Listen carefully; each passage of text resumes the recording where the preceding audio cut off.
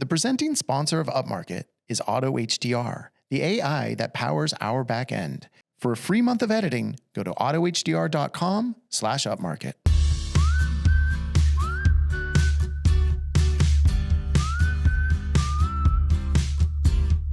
Coming to you from the Upmarket studio in beautiful San Buenaventura, California, this is Upmarket, a podcast about the business of real estate photography and media. My name is Reed Fish. I'm the CEO and a co-founder of Upmarket Media. And Mark Corcoran, he doesn't like doing these episodes, so he's not even here. But that's all right. He's out living his life, having fun. Jazz Jennings producing. Jazz, hello, off camera, off mic today, but she is here guiding the ship. Thank you, Jazz. And of course, this is a mastermind episode, which we, of course, are so happy that we partner with iGuide to help bring you these episodes. And also, we're going to cut away for just a moment right now because we have a little pre-recorded thing from iGuide that we want to show because it's the winner of the next drawing for PMRE, the PMRE trip. Hey everyone, before we get going today, it's a big day. We got to do our draw, the second draw from iGuide for their tour to PMRE, the second all expenses paid trip to PMRE, the 2 out of the 3. So we're at the midway point here. And look, we got Natasha Robertson, of course, the marketing director for iGuide. And then Natasha, this person looks like your cousin almost, but I know you're actually not related. This is not a nepotism hire, but we have Johanna Rodden, the community engagement specialist, a new role for iGuide. So I guess, Natasha, are you okay if Johanna does the draw? Yes, I'm relinquishing the reins to Johanna. I'm excited to have her here. She's the best. Thanks, Tosh. Nice to meet you, I feel Reed. like I've seen you on Instagram already for iGuide. So but do you think you can do this? This is a big responsibility. It's a big responsibility, but I think I can do it. Okay. All right. So let's do it. Let's hit let's editor Tessa. Let's hit the drum roll. Let's do this. All right, everyone. So our second winner for PMRE that we're sending to Vegas is Patricia Hantig from Vancouver, BC. From Vancouver, BC. Oh, a Canadian. Yes. All right. I know iGuide is loving that. I love it. Well, you know, I have this all soft spot for Canada now that I've actually been there. It's the best.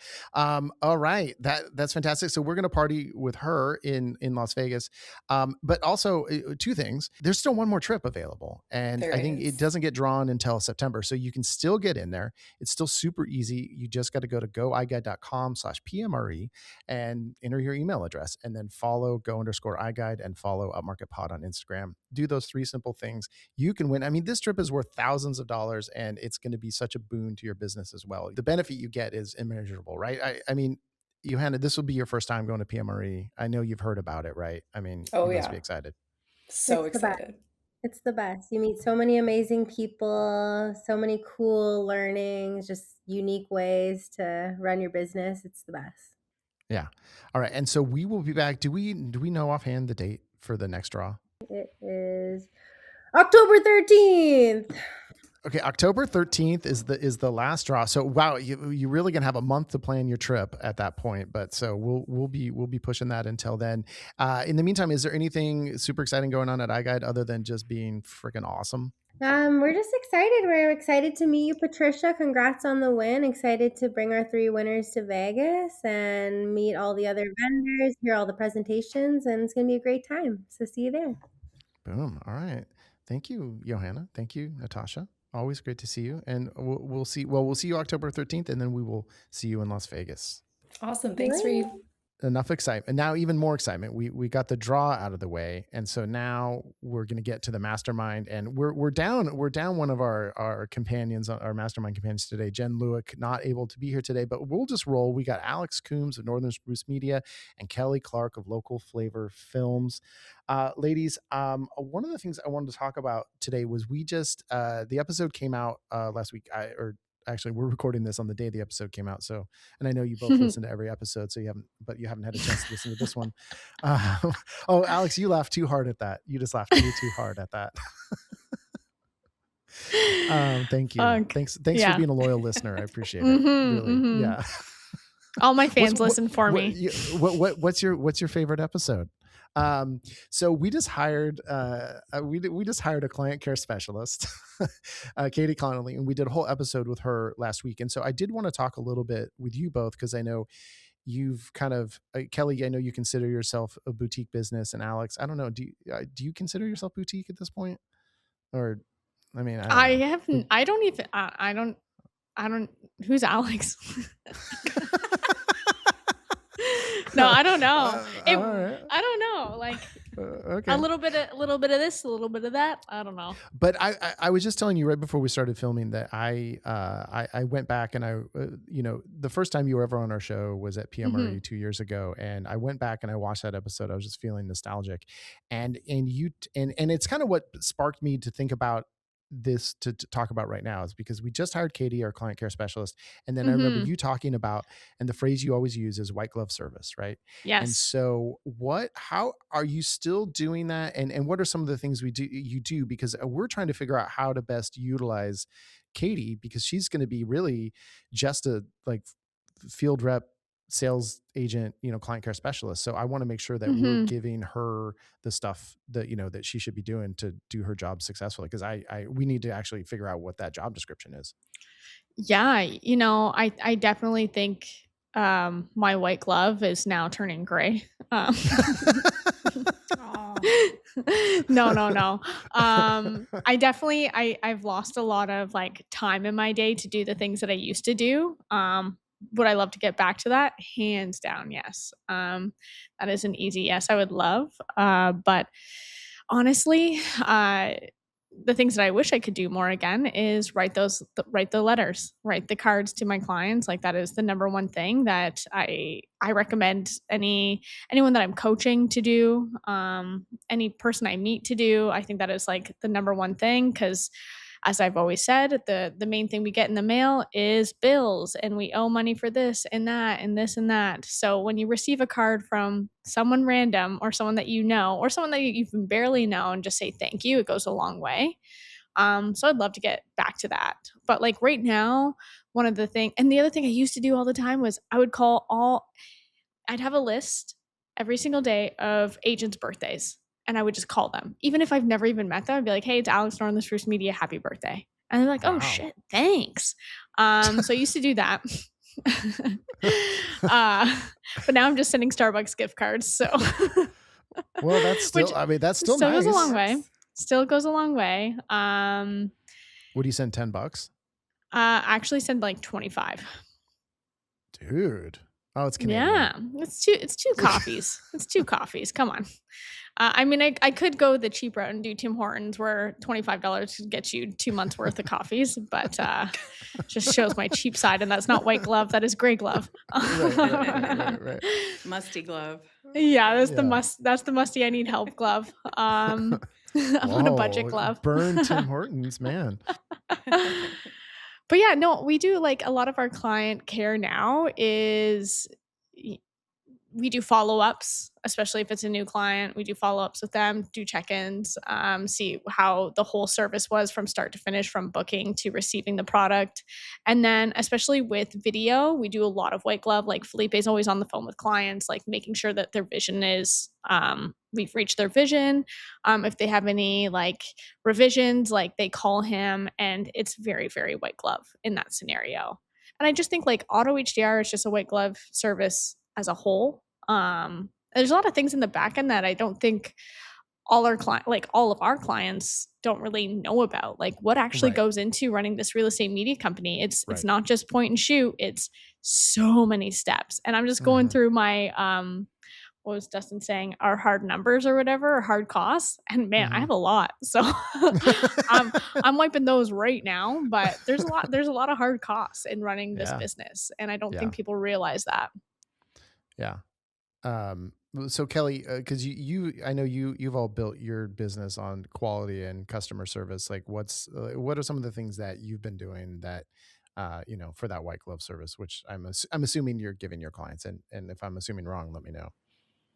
No, we are, for sure. We've got an ops manager, VA, that's kind of running the back end of everything. And then we've got an admin, and that's kind of been a game changer for us, that we're able to just respond to our VIPs within an hour, pick up the phone, even if they reached out via text with an editing request, we're picking up the phone, calling them, figuring out what they needed, make sure that we totally understand, rather than, I would much rather our admin make the phone call than 10 texts or 10 emails back and forth.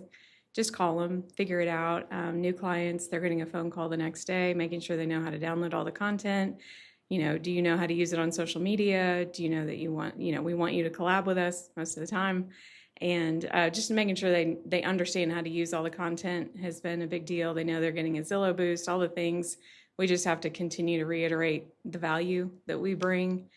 Staying in front of them. I watch social quite a bit. So if they are kind of using somebody else for certain listings, I try to figure out the pattern, and then they are on our radar to call, figure out why we're not getting either those bigger listings or those smaller listings, whatever the case may be, because we've seen both sides of that coin. Reach out, say and just acknowledge, hey, I saw that you use somebody else on social. We're not trying to hide behind that. I saw that you haven't been using us for all of your listings. Have we missed the mark? Is there anything we can do different?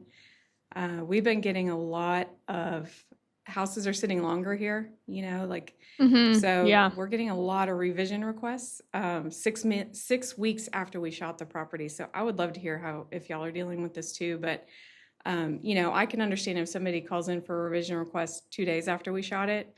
6 weeks, I'm like, okay, so that means it's not moving. They're not getting showings. And that means that now the seller is looking to the media as the problem. Always. And then, so how are y'all combating that? We've come up with a few things that we've started to do.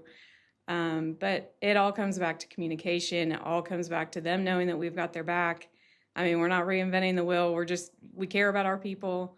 If something's wrong, we own it. Brian and I pick up the phone when we need to. We're in different meetings whenever we need to be, and just staying in front of people. I mean, it's not rocket science. It's literally being good people and treating them well. And then just training our field team to know that walking into just basics. Walking into a house, you treat it very respectfully. That's so huge for us on the client side.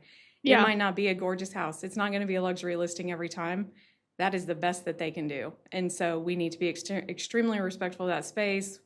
We talk to our team so much about there's Ring cameras everywhere. Do not talk shit about a house. Yeah. Even if it's disgusting, even if it has fleas, if it's got mold in the basement, be quiet, because that's our reputation. Yeah. So they've all been very well trained on being very careful. I'm not talking about when you step outside of the house, pick up the phone and call your boyfriend or whatever, pack up all your shit, get out of there, and then make a phone call if you feel like you need to. So it's just things like that, being super respectful. That's a really good point. Because I've talked shit about every single house. So, and that was back before there were so many Ring cameras. So, we are definitely seeing and we're seeing it out the gate, where I think homeowners who are putting their homes up are more stressed even than normal right now. And I feel like we're getting many more homeowner requests for these photos suck. They need to come back and do this. This angle's not right. That angle's not right. And the realtor's like, I think they're great, but the homeowner's mad. And so we've definitely been getting that. And of course, just the constant, 6 weeks later, you didn't get the shot of this. And it's like, okay, that's why it hasn't sold. It's not that Exactly. It's $100,000 overpriced. That could not possibly have a single thing to do with it. So, and I think, one of the things that and it's really great because Katie's coming in with having, fresh ideas and kind of coming, and just for you guys, she's to know, she's a realtor actually. And so, she is able to really tap into what realtors want and need. And so it's really nice to have that kind of insider perspective as we're trying to sell to realtors.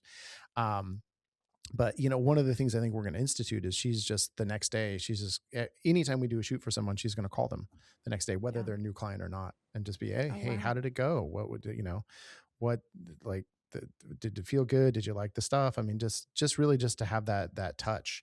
And then, so, cause if we have someone who's not running admin, they have the time to actually make those calls because, she's not having to put out the fires that the admin always has to put out or deal with the scheduling and everything else. So I think that's going to be a really effective client retention tool. Maybe not necessarily for new clients, but for retention for sure. Yeah. I think that's something that I'm also going to need to do. And um, with things that are just going on in business right now, moving customer care and quality control over into someone else's hands frees up Manilita's hands quite a bit. And she's so good with customers. So that's something that I brought to her attention, being like, I really need you to like make sure clients are comfortable. They feel safe, because you're like, essentially she's their safety zone. Right. So it's like, yeah, do those daily calls and make sure that everything went smoothly from start to finish. And if it didn't, take note. And if it did, also take note, because we got to keep doing what we did right and fix what we did That's wrong. a good point. That's a good point. And then Kelly, to go back to your point about dealing with re-edits, what we usually do, because we get the same thing. Our market's extremely slow. Nothing is moving at all. And then, yeah, they want fresh content. So yeah, we'll do a re-edit for you, no problem. But we charge $65 an hour for that.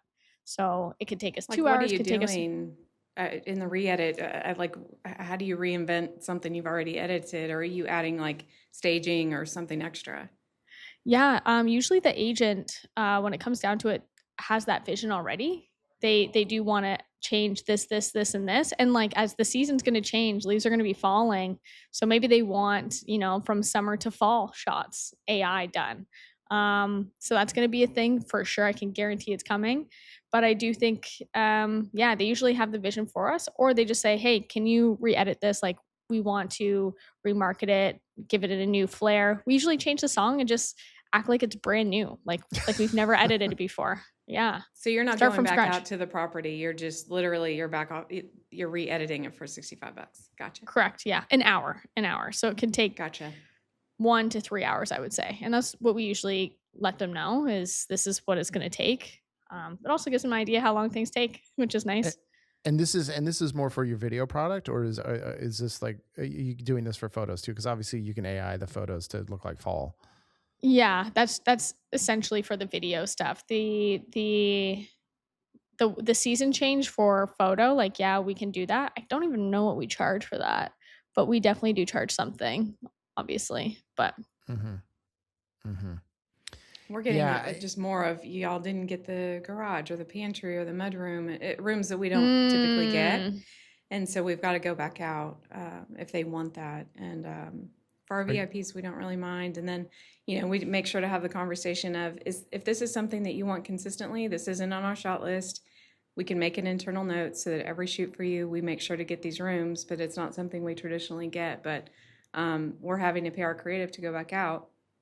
And then if it's a VIP, we're like on the fence, 3 more shots. You think it's going to make a difference? We know it's being driven by the seller, so we don't feel like we should penalize our client for that. Right. And we all know it's overpriced. That's why it's sitting, whatever the case may be. So yeah, we've just been getting so much of that to where whenever I look and see when it was shot, I'm like, yep, sure enough. Like 6 weeks is that magic number. That's when sellers seem to get just super irritated that it's not moving. And then it's on us to figure it out. But we've just been adding in like virtual staging and offering a reel. When you go out, are you eating the cost? It depends on the client, to be honest. If they want 3 shots, we're going to be in the area. Like we don't have. You make it work around you. Yeah. Yeah. Okay. We're not going to jump out our ass and go tomorrow. Most likely we're going to see like when somebody's there, and then usually we ask the realtor to be there because, or the homeowner, whoever is driving it. We need them to be on site because we need to know exactly what they want, because we've had people dining room shot, wrong angle. We've got 2 angles. We've got the money shot. Like, we don't know what else we could have improved upon. So y'all need to be there to show us exactly what you want, because we can't guess. Because clearly they're the expert. So yes, yeah, absolutely. And then Kelly, how do you know it's sitting for 6 weeks? Like, are you monitoring that, or is the agent telling you? Like our admin will look, she'll get the complaint or the request to come back out. She'll look and see when we shot it. We can look on Zillow, see how long it's been listed. And it's like, sure enough, they're just getting irritated because it's not moving, Gotcha. Okay. But we know if it was 2 days prior, I can accept that. If we miss something, usually Brian or I'll look through it, like really look at it and say like, okay, sometimes we did miss stuff, Sure. We'll accept that. We'll go redo it, whatever. It's just the ones that are on the market for a while that we just seem to have a lot of those lately. It's just, I was just curious how y'all are dealing with that. Right. Yeah. or if you're Yeah. dealing with it. Yeah. I have a question for you both. I want some advice from both of you, if that's all right. If you can give me some advice with something we're dealing with a client. So we had a client who has kind of goes back and forth back and forth with us. Doesn't always use us, but then booked 2 packages last week, kind of back 2 consecutive days, like $1,100 packages, and one got pushed, and it was actually shot yesterday, but the other one was shot last week, and it was shot by Nikki, who's, you know, quote unquote our best shooter, and I think someone who's worked with this agent before. And apparently the homeowner was there and like kept asking, hey, when are you going to be done? When are you going to be done? When are you going to be done? And was just like a real pain in the ass, and like had Yeah. dogs in the car in the driveway, you know, this whole kind of thing. And so I think it was shot Thursday, and then Friday we get the note from the realtor. Oh, you know, I don't, you know, the homeowners don't like how these are edited. There's images on the TV and they look fake. You know, there's this, that, and the other thing. And okay, great, no problem. We'll re-edit. We'll kind of tone down the window pulls. We'll do all this stuff. And so we re-edited over the weekend, and it's still not right. Right, the homeowner's still very upset about these photos, and we say, okay, well, we can re-edit. Well, let's work out a time to come, because, and it's also the angles are wrong, and you know, this kind of thing. And I'm looking at the photos, and I'm like, one, this house is shit. Like, it's not staged, it's not anything. It's like literally, it's just a regular place with like, you know, dirt instead of grass in the backyard and all this stuff. So the homeowner's freaking out, and so we're like, okay, well, we'll go back out at no charge. It's no problem. And we'll get the shot so the homeowner can show us exactly what they need. And then as we're trying to set it up, we get an email that says, hey, the homeowner just doesn't like any of this stuff, and has decided not to move forward with Upmarket. So I don't want you to have to do any more work on this. So let's just pull it. And I saw that correspondence and I said, okay, that's fine. I mean, not great, but then, and Mark's like, can you believe they did that? And I'm like, well, as long as they're not asking for a refund, it doesn't matter. Well, it turns out That's the agent true. hadn't paid yet. And so they were just looking at it on the preview. And I don't think they're going to pay, because we did the shoot for them yesterday for the new shoot, and that got paid immediately. What do we do? Because so the services were photo, video, aerial photos, and Matterport, or iGuide, right? No, I mean, we're still doing some Matterport. Some clients demand it. So a 3D tour, we'll say that. I don't know what to do. We've had to eat a couple of those. It just might be one of those cases. Yeah, I hate it. I've hated it. We've probably had 3 or 4 of those over the years, and we just lost a good client for this reason. She did pay us. She had one of our competitors come back out, reshoot it, loved it. It was an interior designer, and we never win. You know, with those, it seems like it's always just 5,000 editing requests, but we have had people not pay, and it really hurts when it's a big job like that, you know. But do you think they're going to use you again? Have you gotten on the phone with them to talk about well, the we relationship? haven't. I think we were kind of waiting until yesterday happened, and so then I think it's going to be a follow-up call. No matter what, right? You have to call, and so. Yeah. But it was just like, what do we say? Because it's also like, well, the 3D tour is the 3D tour. No one else is going to do that differently. So you can use that. You know, I think in our mind, we're like, well, we can, if we need to eat the photos, we can eat the photos, right? Like, it happens sometimes. You just chalk it up. But it's like, well, I didn't hear any notes on the video. I mean, is the video bad as well? And then the 3D tour, it's like everyone does them the same. There's no difference. So why you wanted a 3D tour, we went and we did it. Why can't you pay us for that? And so I think that could be the way to go about it, is to say, hey, it's okay, you don't have to pay for the other stuff, but I mean, you can still use the 3D tour, and at least it covers our costs. But I mean, I don't know. More than anything, I would wonder if it's really the homeowner or if it's the realtor. Like, I would ask that question outright, because the homeowner isn't paying for this. So if it's truly the homeowner's fault, the realtor kind of needs to manage their client a little bit better. Yeah, no, of course. I mean, and that's what she said. She said, I've told them, like, I pitched you guys. I was like, no, these guys are great. Da, da, da, da. It's just the homeowner. And that's the intel from Nikki, was the homeowner was weird and, you know, and controlling. So Wow. Yeah, it seems like the and homeowner's a problem. yeah, exactly. And so that's the problem is, do you want to punish the realtor for having a bad client? And because it feels like the realtor is going to feel like they're punished, right? Well, I mean, the realtor's going to have to pay for another service, and then probably that person's also not going to be happy again. I've had one of my clients before have like a nightmare seller, and we couldn't make this seller happy for the life of us. It was being brought onto like the agent's plate, I guess you could say, and the agent was getting angry, but then she was getting angry with us, but then she'd be like, this owner is just like, the seller is terrible. Right. We went back, nothing was ever going to be good enough.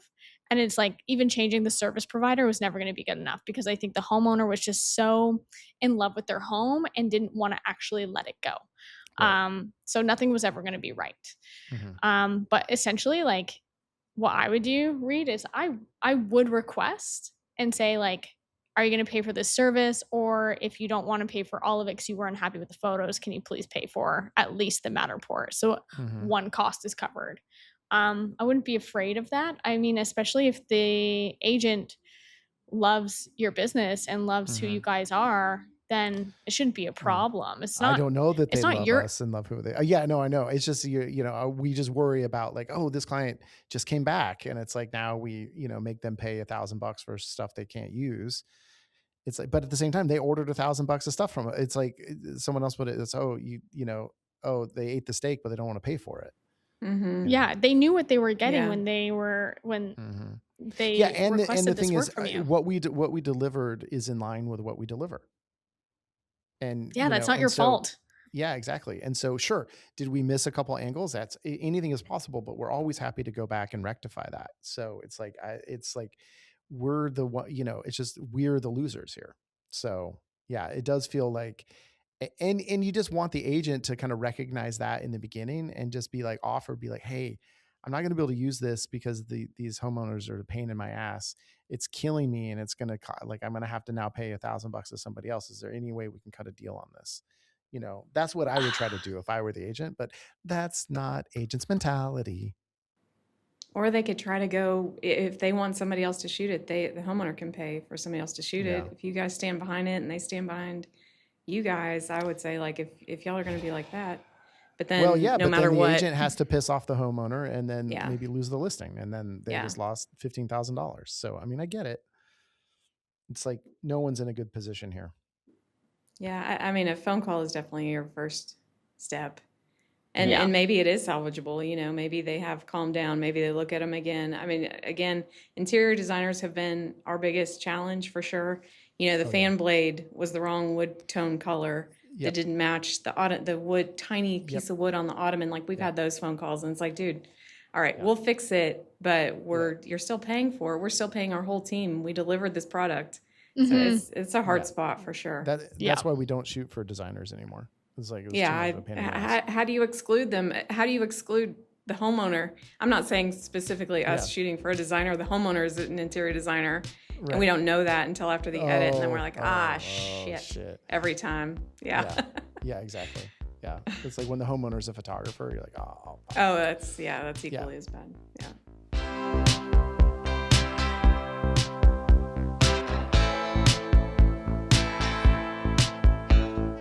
Hey, if you're looking for the best AI editing solution, guess what? I know what it is. It's Auto HDR. We have been using Auto HDR for a while now, and it is amazing. The quality is spectacular. They're always updating the models. There's so much exciting stuff going on with Auto HDR. And of course, I keep talking about it, but I'll talk about it one more time. The workflows are amazing. We're able to shoot in JPEG on site and then upload directly from the car on the way to the next shoot, and the client has those photos in hand within 2 hours, 3 hours. It is absolutely, truly amazing. Hey, and if you want to get in on the Auto HDR goodness, go to autohdr.com/upmarket.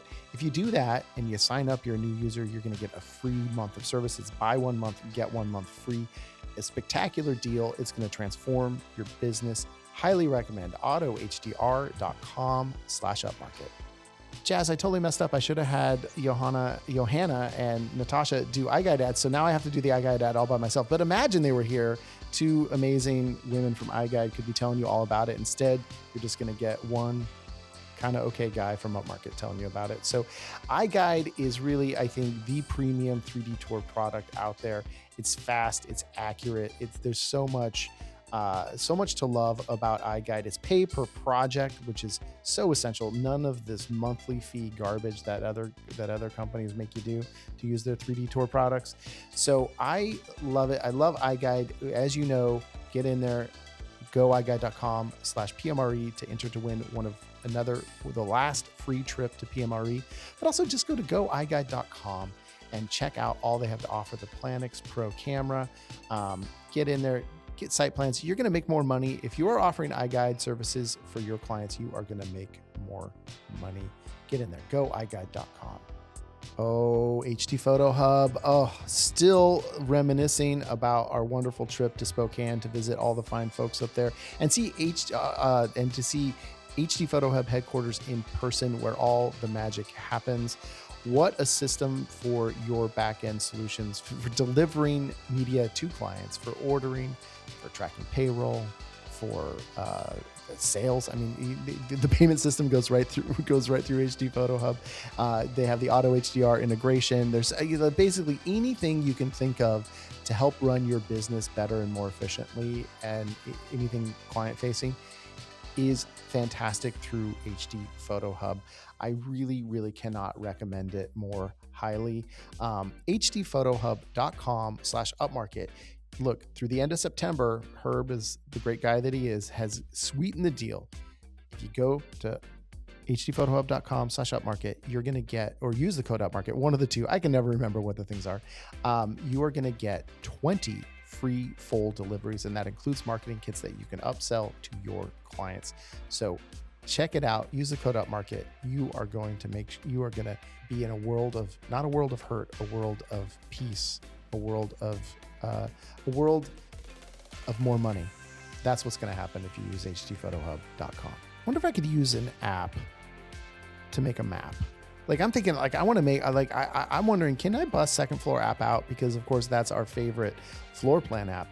But I wonder, and I got to call Adam. I got to talk to that guy. I haven't talked to him in a while. I want to see if we can have the functionality to actually just make maps, because I love maps. So what I want to do is carry the Second Floor app around just with me. I'm almost like, Google Maps, or the street view. I want to do that, but I want to map my whole town. I want to map my whole country, even though I know there's maps, but I want to make my own. I love maps. So Adam, let's do that functionality. But in the meantime, I'm going to use Second Floor app to make maps of homes, which basically are floor plans. So I'm going to walk around. We're going to go in. It's going to take 5 minutes. And all of a sudden, we're going to have a highly accurate floor plan in the palm of your hand, ready to deliver to clients. Secondfloorapp.com/upmarket. You're going to get a free month of floor plans, or mapping, as you might want to call it. Get in there, get those floor plans. Floor plans still all the rage. Everyone loves floor plans. Your clients love floor plans. And the instant delivery is easily a way that you can upsell floor plans to your customers' money-making machine. Turn on the jets and get to secondfloorapp.com/upmarket.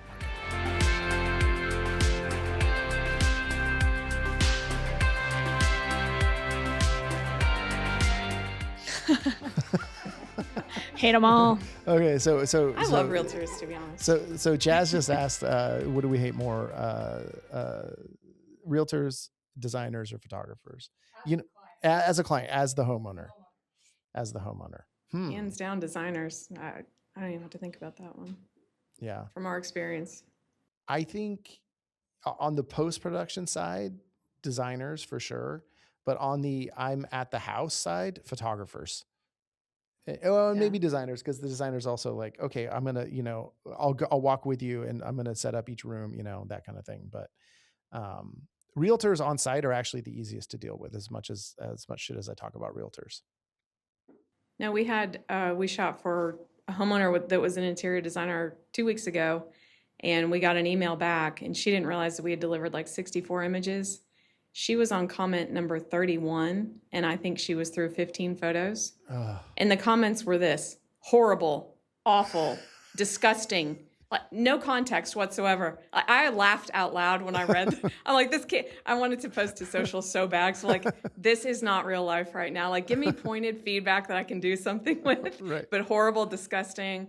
I mean, it was like one word for every single photo. And then she's like, you know what? I'm going to stop right here because I just realized that y'all delivered 64 images and I'm on image 15. I'm like, have a glass of wine, girl, and go to bed. Like I'm done. Yeah. Disgusting. Disgusting. Yeah. I'm like, you're what's so literally funny? crazy. We have one client, and they were great at first, like super great. They're like super luxury, very, very luxe. In fact, their name is called Hux. Hux Lux. Yeah, Hux Lux. They have some new agents on their team, and like we do really good high-end quality work for luxury. Like we do. We put our best shooters there, we put our best editors on their stuff.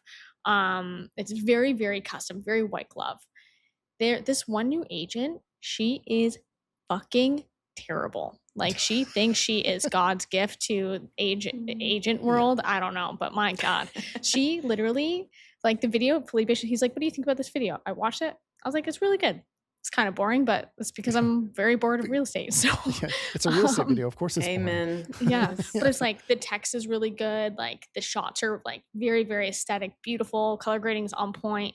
And like her shots, they're very like cinematic. It's a very cinematic video for a reel. And she said, this is terrible. Terrible, terrible, terrible. Why did you send me this? You're the creative. Why doesn't it look like this? And I was like, are you fucking, Felipe's like, hopefully we can drop them soon. And I was like, hopefully, we can't right now, but hopefully, because it's just like, but this one agent, she's just on her ass, but she doesn't like give us feedback or direction. She just like, terrible. Why are you giving us this? Yeah. I hate this. This is so bad. We could hire another media company. I'm like, go for it. Yeah, please. Like, please do. go. Does she have an example when she says, why isn't it like this? And she shows you an example? She shows us an example of a video that we did, and it's the same shooter, the same editor, exactly. and Felipe's like, nothing makes sense. Nothing makes sense. She's like, it's just cuts. win. It's just cuts. And it's like, It's just cuts. Well, that's a video. When we do speed ramps, you're like, it's too fast. So we're like, okay, let's slow it down. And then it's just like terrible, terrible. I'm like, hate it. Fuck yourself. Yeah, hate it. Fucking worst thing I've ever seen. Oh, I love it when, Low quality. when they always send you the example that's literally worse than what you delivered. You're just like, I can't. That happens so often. Yeah. Oh, it's just even worse when the examples are work. It's the same thing. Oh God. I want this. I gave you this. Yeah. Yeah. I'm just, we definitely feel beaten down right now by our clients for sure. And, we had this, I don't know, it's there's some emotional stuff going on. I mean, we're going to get into it in another episode, but we kind of had some turmoil involving some agents and one of our employees. And like, it's been hard. And like, I don't know, man, I just get jaded and I don't know. I don't know. Can you guys unjade me? It's easy when something bad happens and you're just like, why the fuck am I doing this? Like, why? Like, sometimes it's hard to justify why you do something and you get ripped apart or things go south or sour or you feel disrespected. Like, it is easy to wake up and feel like I could do something else easily. Yeah. I don't know what though. Just keep doing your podcast, man. You'll get there. Yeah, I know. Because you just get these negative client interactions and just this picky stuff. And like, and then, we've just been lost a few clients and then we've, and then it's just little things like Owen was flying his drone and it just like fell out of the sky onto the street. And you're like, okay, well, great. Yeah. Try to get that repaired. No repair. Mm-hmm. No repair. Oh, really? It's done? Oh, if it falls 50, 75 feet onto concrete, it's done. We've had 2 drone crashes in the last 2 weeks and somehow they're able to be repaired, but you can't get them repaired for like 3 months now. And you certainly cannot find exactly. a new one, nor do we want to pay for one. Yeah. So Brian's working in our workshop to try to repair these things. Wow. Yeah. Wow, that's impressive, Brian. We're that desperate. We're like, we need these drones in the field. They have to fly the drone, and they keep crashing them. And well, one fell out of the sky, same Reed, and the other one was just she did a return to home, and then landed it, and it just crashed down. Anyway, I've never done. Do you guys provide drones for your team members, or do your team members have their own drones? What if they're freelance? I believe if they're freelance, if they're independent contractors, you can't supply their equipment. But if they're employees, you have to give them their equipment, or if they happen to have the equipment, you could have a deal where you rent their equipment for the use that you do in the property. But so no, we supply everyone with the drone. Because the one thing I was facing like last year or a few years ago was my drones, like my freelancers, whatever, even full timers. My drones were, and I'm not buying the cheap ones. I'm buying like good drones, and they're being crashed, they're being destroyed, lost, and I'm like, man, I just spent like $5,000 on new drones because they just keep getting smashed. And it's because people are flying them in sport mode, and then it's shit happens. Don't fly in sport mode. I mean, that's my no, I know, but I can't control what they're doing there. Either I can't, and also I don't know if they're flying in sport mode until I look at the controller when I go to fly a drone and it's in sport mode, and I'm like, what the fuck? I almost hit a tree. But like, for example, one of our freelancers, she crashed her own drone and she wanted me to pay for it, and she's like, now I can't do my own real estate work because because I crashed it on your job. And I'm like, yeah, but it's your drone. If you crash my drone, I wouldn't expect you to pay for it, but now you're expecting me to pay for your drone. So it's just like, it's a hard thing I'm trying to figure out a little bit. Yeah. Thoughts, concerns, questions? Yeah, I know. Well, it's like, okay, if someone's on a job for you and they get a parking ticket, who pays for the parking ticket? Not me. They chose to park there. I don't know. We've paid for parking tickets before, and we've paid for crash drones for contractors too, but that's just because we needed them out in the field and they didn't have the money. Like, they can pull my heartstrings pretty easily, but we're all W-2 now, but a couple do have their own drone, and we do rent it from them. But if they were to crash it on our job, we're still responsible. We've repaired the last two. We're repairing the last two that were crashed. But still, we're constantly talking to them because one of our employees wanted to do an FPV look with a regular drone, and it didn't work. He crashed it. Like, huge surprise, right? Yeah. But then we are paying to get those repaired, and then it's time out of the field, so it costs us a lot. Yeah. I don't know a way around it. Drones are a tricky one. Like, I truly did. I got so fed up about fixing drones and buying new ones. It's just like, it was just consistent. Yeah. Yeah. Well, you just have to have your SOPs of like, you cannot use sport mode, and you have to have the obstacle avoidance off. I mean, I feel like Nikki got her stuck in a tree the other day, but that was the first time, in 4 years or whatever she's worked for us, that she did. And it was like, hey man, that's a miracle. Yeah. And she had a flyaway a few months ago, but that's not her fault. No. And so that happens, but you shouldn't be crashing them at this point.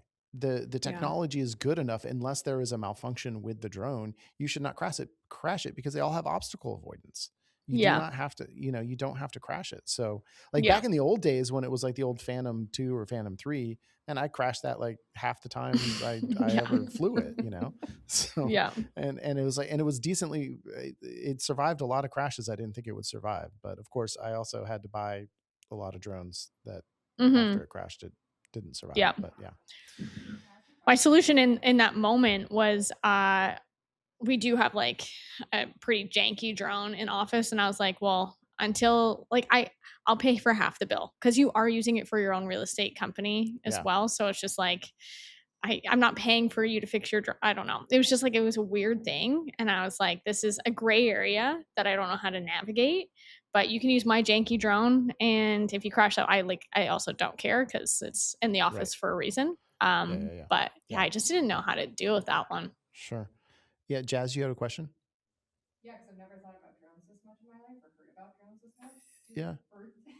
Just for the common listener, do birds of prey ever like attack those things? Yes. Okay. So the audience can't hear Jazz. So Jazz just asked because she's not coming from the drone world, but she's asking if birds of prey ever have attacked a drone. And Alex, you say yes. Oh yeah, like if there's a big bird, like you'll see them start like hunting it and trying to figure out what it is. And I've had like hawks swoop right in front of it because they're like, I'm gonna beat this thing down because they feel threatened by it. Have you ever had Makes one for cool actually hit the footage. drone? Never had it hit, no, but close enough where you're like, and then you're trying to get it away from the bird because the drone's more valuable than the bird's life, so you want to get it away. Alex. Yeah. Spank me. I mean, we have, we have hawks and buzzard, all the stuff here that I've not had them attack. I've been in a swarm of bees before, of course. Oh wow. But, oh yeah. That's Wow. crazy. But well, because the sound of a swarm of bees and the sound of a drone is actually exactly the same almost. Yeah. So, yeah. We're more threatened by the rednecks wanting to shoot it out of the sky here in Georgia. So we get hawks, but it's more the guys in overalls that we're worried about with their shotgun. Yeah. Oh, that is Has anyone ever hilarious. shot at a drone? No, I've had but Brian someone- has been confronted for sure with a drone that was like, I was more scared for his life, obviously, than the drone. Mhm. But yeah, he just killed him with kindness. And yeah, we've had a few of those little run-ins up in the mountains. Yeah. But Alex, you've had a drone shot at? Yeah, with a BB gun. Oh, with BB gun. Yeah. Wow. Yeah, but I didn't know it was a BB gun. So here I am flying. And I just see, and I know you guys don't know Hamilton, but Hamilton has some good people Hamilton. and then they have some sketchy people. I do know this actually. Yeah. So I was flying it, and then I guess it was just like in a neighborhood where, the neighbor's mookie, and that's what I call mookie people, mooks. And so this mook comes out in the person? A mookie person is like someone slur? who's just like, no, it's just like a mook is like someone like gross. Like you don't want to live beside a mookie person. Like they don't take care of their property. Like you look at them, they probably have a scent. Just like someone you wouldn't let your kids play with their kids, like kind of thing. Like just a mookie person. So anyway, I was flying my drone, just minding my own business. And then I see this mookie person run out in their backyard and he has like a gun and he's up there and he's like just freaking out. And I'm just like now floating, just looking at him because I'm like, what the heck is going on? You're looking at him. Are you looking at him through the drone lens or are you looking at him with your own eye? With my drone lens. Oh my God. And then all I see is him like bring up this thing and he starts shooting at it. And then he comes around and he's looking for whoever's doing it. And he thought it was like this big government conspiracy. And I was like, I'm just shooting your neighbor's house. And I was like, oh, that's going to be a tough one. But then you have to contact the realtor being like, hey, the neighbor is shooting his BB gun at my drone. And it's so sketchy. And they came out with his BB gun. And I'm like, this is scary. Yeah. Did he hit it? No, he didn't hit it. But like you can see him trying. Oh my God. Well, but then was Mr. Mook then accosting you as well with the gun? No, he didn't try and shoot me with his BB gun, but he was just very mad and thought like I was someone working for the government essentially. Yeah. And this is like maybe when drones were just coming out, so it was like sketchy. Right. But yeah, terrible. Yeah, I know. I hate drone work. It sucks. Oh, I know. Do y'all wear vests so that people know that you're legit and put cones? Like we do the whole song and dance just for the, so that they know that we're not a mookie person. We're not the government. We're legit. Like you can order them on Amazon. Anyone could order it. Oh yeah. But they think, they've got a vest. They're real. No, I should do that. No, you really should. It's because we started doing that too. I don't know if people actually wear them, but it's so much better because in all, we can joke about all we want, but it really is one of the things where it can put your team in jeopardy at any moment. So anything you can do to kind of diffuse that, I think really, really works. And I think like our guys, like sometimes we'll just like, they'll send the drone up and then they'll get in their car and operate the drone from the car so that people can't tell that it's them. So that's a way to do it too. But I always like, I kind of think you need to be outside so you can have eyes on the drone. So, Yeah. but so that whole drone safety thing is like, that's when the crazy people come out for sure. Yeah. So, or come talk to you while your battery's draining as you Yeah, talk. of course. Yeah. No, and you see the person walking up to you and you're like, fuck. Exactly. And because I assume they're mad every single time. 90% of the time they're like, is that a drone? Oh, it's so cool. And then you just, and then all of a sudden I need to talk about drones, which I couldn't give half a shit about. So it's like, it is just pretty cool. It's amazing. And they're like, I've been thinking about getting one. I'm like, oh yeah, get one. You'll fly it twice. And then you'll be like, okay, well, that was fun. Yeah. Because I don't get people who fly drones recreationally. I'm just like, what are you getting out of this? It's like, I don't know. No. So. Yeah. No, same. Well, people are going to come at, sorry. Go ahead. No. No. It's so stupid. No, it's okay. Now you have to say it. Well, I was just going to say, people are going to come up to me at PMRE and start using the word mook for sure now. Oh, yeah. I hope so. We're getting you a shirt made. What are you talking about? We'll be the mook crew. I'm from Hamilton. Yeah, the mook crew. Is that like a Hamilton specific term, or is that a Canadian term? Or is this my best friend's a sergeant in the police force, and she works downtown Hamilton, and all the police officers called. Maybe I shouldn't say this, but whatever. No police officers will listen to this. She's well, like, they might see the clips. They might. I hope so. Because that's getting clipped, the Mookie. Yeah, she's always like, oh, these mooks, and all the police officers call them mooks. It does. So it really does sound like a slur, I have to say. So like MOOKS. Yeah, mooks. Is that how you would smell it? Spell it. That's how you can smell it. Smell it. Sure no, that's how you know it's a mook, is you smell them. Yeah, exactly. There's a lot of mooks downtown LA. Like, there's a lot of mooks down there for sure. It reminds me of like a Dr. Seuss word. Yeah. Like, what's that? What is that book? There's a book that's reminding me of. I don't know. Yeah. So when does it cross the line, as we're talking about clients, and and not that you would have a Mookie client, but that when we're having these difficult clients, like when do you decide to fire them? And I think I always talk big game about, like, I'm firing this client, they've crossed the line this time, and then they'll put in an order for an $800 thing, and I'll be like, well, maybe we could shoot this last one. Yeah, that's fair. I mean, is there a line that gets crossed? I mean, have you actually fired clients? Yes. Yeah. Disrespect to our team, number one. Sure. I mean, we don't let anyone disrespect our team. So we had somebody who was moving someone's camera and tripod to show him what shot that he needed to get. And he is so polite. He called me so upset. He had purchased all of this gear. He's 21 years old. He'd spent all this money on gear. And she was just like a bulldog. I mean, she was just like slamming it in corners. And I called her. I'm like, so he speaks English. I was so pissed. I should have waited 5 minutes to call her after I got off the phone. But I will not tolerate anyone disrespecting our team, period. And I called and I said, he speaks English. He's a great photographer. He understands exactly what compositions you might be needing. So you just need to speak to him. Do not ever touch team's equipment again. Wow. Made an internal note. She was like, so apologetic. She was so embarrassed. She didn't book with us for a couple of years, which was fine. I put in an internal note immediately, like, what happened? If she ever does this, stop the shoot immediately, call us. And she didn't.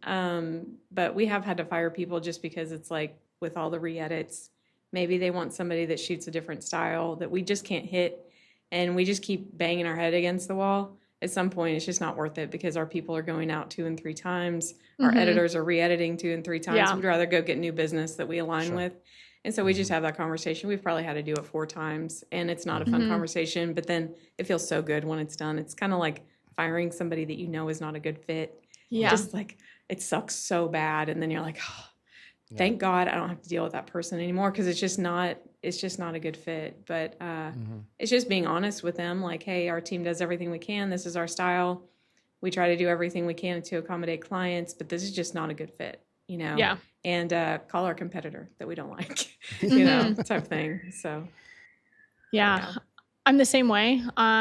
We have definitely fired a few clients in our time, and mainly it's because they're abusing our systems and or not being respectful to the team. And it's just, it's like, okay, I give the call, and I'm like, nothing is aligning anymore, and we're just wasting time and money, and so are you.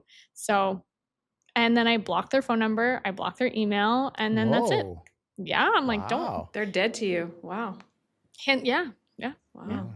That might happen to Hux. So TBD. Wow. I know. I hope it never happens to Upmarket Pod. Hey, I just want to say thank you to both of you once again for being here and doing this. And, shout out Jen, we missed you today. And also thank you to our listeners. Thank you to our sponsors. Thank you to the viewers. Thank you to everybody. We appreciate it. And we'll do this again in a month, and we'll do it. And then we're going to, before you know it, we're going to be in Las Vegas all together. So you can be excited for that. So thanks, everybody. Appreciate it. Thank you. Guys. Upmarket is a production of Upmarket Media and is produced by Jazz Jennings and edited by Tessa Nelson. Our wish for you this week is to not have to do any Friday Night Twilight shoots. Thank you for everything.